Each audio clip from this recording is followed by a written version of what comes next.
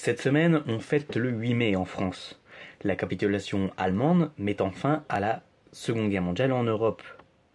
Mais sais-tu comment s'est déroulée la fin, la chute de l'Empire allemand? À partir de 1943, les Alliés reprennent du terrain sur le Troisième Reich. La France libre continue d'envoyer des personnes sur les territoires occupés, ceux qu'on appelle les résistants. À partir de 1944, après de nombreux mois de préparation, l'opération Overlord, plus connue aujourd'hui sous le nom du débarquement de Normandie, est fixée au 5 juin. Elle sera néanmoins déplacée d'une journée en raison de la météo. Cet événement aujourd'hui est considéré comme celui qui changea le cours de la Seconde Guerre mondiale. Mais il n'est pas le seul, et ça il faut s'en rappeler. L'année 1944 est marquée par l'encerclement du Troisième Reich.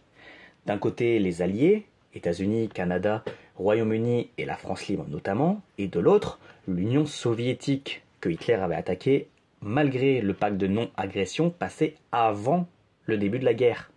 De plus, en août de la même année, a lieu le débarquement de Provence, qui débarqua dans le sud de la France, sur les territoires du régime de Vichy, mais également sur les territoires de l'Italie fasciste de Mussolini.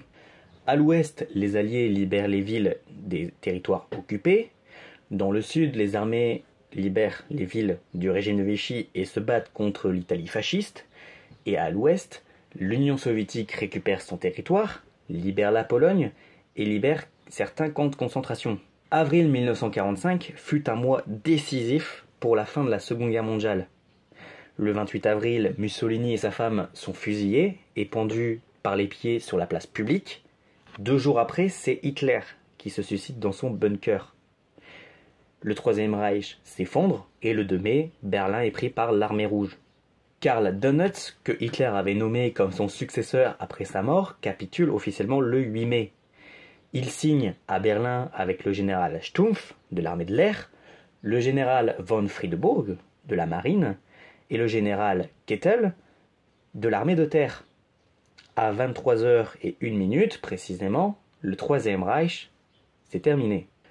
Était présent également du côté des Alliés le général Zhukov pour l'URSS, le général Spaatz pour les États-Unis, le général Tedder pour le Royaume-Uni et le général Delattre de Tassigny pour la France. Depuis ce jour, le 8 mai est considéré comme une journée fériée afin de commémorer ces soldats qui ont donné leur vie jusqu'à la dernière minute lors des différentes batailles pour notre liberté.